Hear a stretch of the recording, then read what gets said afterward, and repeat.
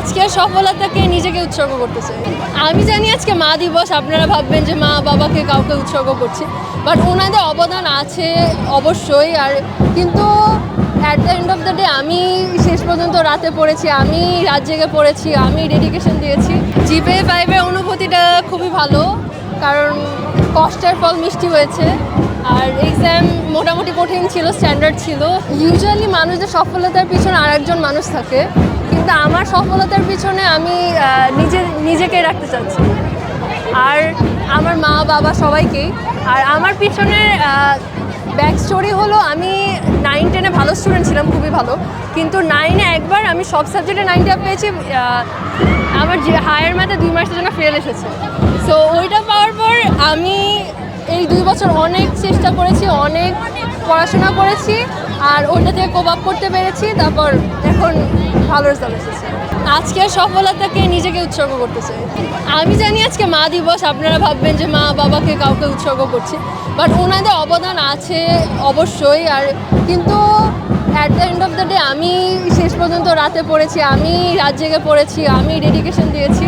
So মানে ওনাদের হাত আছে, ওনারা আমাকে কখনো চাপ দেয়নি পড়াশোনার জন্য, আমি নিজে চাপটা ক্রিয়েট করেছি, কিন্তু আমি নিজেকে উৎসর্গ করতে পারছি।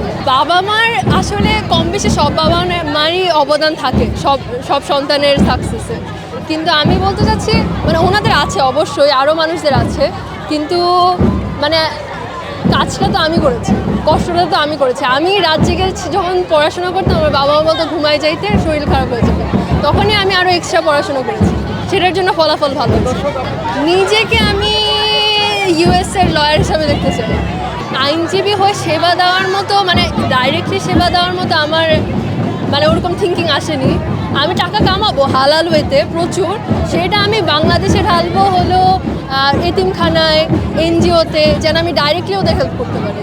কারণ এই মানে আইনজীবী হয়ে হেল্প করা এখানেও কিন্তু বাংলাদেশে অনেক মানে কি বলে ফ্রড আছে, তারপর অনেক কিছু অনেক জায়গা আছে, কিন্তু আমি যখন ডাইরেক্টলি এটা হ্যান্ডেল করছি, আমার পুঁজি থেকে আমি ওনাদেরকে হেল্প করছি, বাচ্চাদের মানে বড় হওয়ার স্বপ্ন গড়ে তুলছি, যেন ওই এতিম বাচ্চারাও যেন আমার মতো স্বপ্ন দেখতে পারে, আমার মতো লয়ার হতে পারে, ব্যারিস্টার হতে পারে, যা কিছু ওদের ইচ্ছা এরকম স্বপ্ন দেখতে পারে, সেটা আমি হেল্প করতে চাচ্ছি।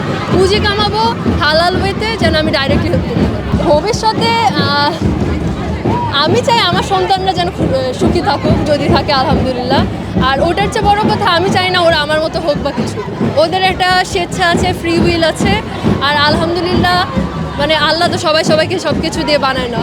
আর ওনাদের যদি আমার ভবিষ্যতের সন্তানদের যদি অন্য জায়গায় মানে ওদের যদি আর্টিস্ট হতে চায়, সিঙ্গার হতে চায়, আমার লাইনে না আসতে চায়, আমি কিচ্ছু বলবো না, আমি সাপোর্ট করব। যদি ওদের ইন্টেনশন ভালো থাকে, জীবনে খুশি হতে চায়, তাহলে আমি একদম মানে আমার বাবা মা একদম এরকম।